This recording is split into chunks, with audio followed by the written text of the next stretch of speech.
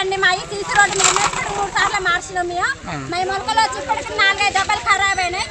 ఒకటి ఏపీ అని మేము ఫోన్ చేసి బతలాడితే నీ యొక్క కులాటే ఆగుతురా నీ ఏపీ అని నేను ఆడున్నా ఈడున్నాయని మాట్లాడతాను. ఎవరైనా మరి అదే సార్ లారిపోతుంది లేకుండా మాత్రం ఇట్లే ఉంటాయి అంతే. ఇక సంగతి మీ ఇష్టం.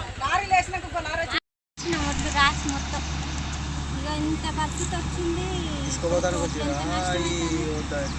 ఎన్నో కుమారస్వామి పెదమపారం వంటపల్లి మండలం మహబూబాద్ జిల్లా. నా ఇప్పటికీ 183 బస్తాలు అయినాయి. అవి ఇంతవరకు పోలేదు. అవి పోకముందుకు నేను 2 దుక్కుల నుంచి మార్చినాను. ఇప్పటికీ ఒక 30 బస్తాల వరకు నష్టమైనాయి. మొత్తం మొలకలు వచ్చినాయి. తొందరగా ఇది తీసుకోవాలని నేను కోరుకుంటున్నాను. 2 సార్లు మార్చినాం రాసిని. ఇప్పుడు పెట్టిన కడకన్నా లారీకి ఎత్తే అయిపోద్ది కదా. ఈ కింది అన్న ఎట్లా అట్ట మేము చేసుకుంటాం కదా. ఇప్పుడు సీసీ రోడ్డు మీద వేసినాం కదా కాంటా పెట్టించి మళ్ళీ నైట్ వాన వస్తే ఆ బస్తాలన్నీ మళ్ళీ తిరిగేయాలంటే ఎవరి వల్ల ఇది చెప్పండి. ఎంత నష్టం. ఇప్పటికే 4-3 డబ్బాలు 5 డబ్బాల వద్దు నష్టమైనాయి.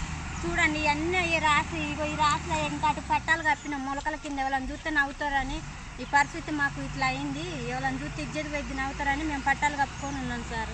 మరి అయ్యన్న లారీకి వేయండి ఇలా ఒక్క పూటని బతలాడినా కానీ అసలు ఆయన కూడా ఇంటలేడు. అసలే మట్టి రోడ్డు మీద పోసిన వాళ్ళకి ఏం కావట్లేదు. ఒడ్లు ఇంత మొలకలు రాలే. ఈ రోడ్డు మీద పోసే వరకు ఇట్లా మొలకలు వస్తాయి.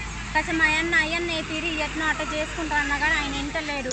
మరి ఎట్లా చెప్పండి పరిస్థితి. తీసుకుపోయి ఎక్కడన్నా మండలం కాడ పోసి తగ్గిపెట్టన్నా అంతేమా ఆ పరిస్థితి చేస్తే అయిపోద్ది కదా ఊరికే. మరి పంట పండించుకొని ఏం లాభం ఈనకుండా. సీసీ రోడ్డు మీద ఉన్నాయి ఆలోచిస్తారా, మట్టి రోడ్డు మీద ఉన్నాయి ఆలోచిస్తారా? మట్టి మీద ఉన్నాయి కాకపోతే పక్కల మీద కాలువలు పెట్టుకుంటే పోతాయి. సీసీ రోడ్డు మీద ఉన్నాయి ఖరాబ్ అవుతున్నాయి. దగ్గర నెల అవుతుంది. రైతులని కొంచెం గవర్నమెంట్ కొంచెం సూచి వాళ్ళని ప్రజలని చాలా మంది మొలకొచ్చి ఆగమవుతుంది. కొంచెం రైతులని ఒడ్డుకేయాలని కోరుకుంటాను. మేము అందరం కలిసి ఆడోళ్ళు మొగోళ్ళు అందరం కలిసి ఎందుకంటే అందరికీ ఇంకొక 10 రోజులు అయితే నార్లు పోసే టైం వచ్చింది. అందరినీ పనులు తీర్చే టైం కాబట్టి చేయాలని మేము అందరం కోరుకుంటాం.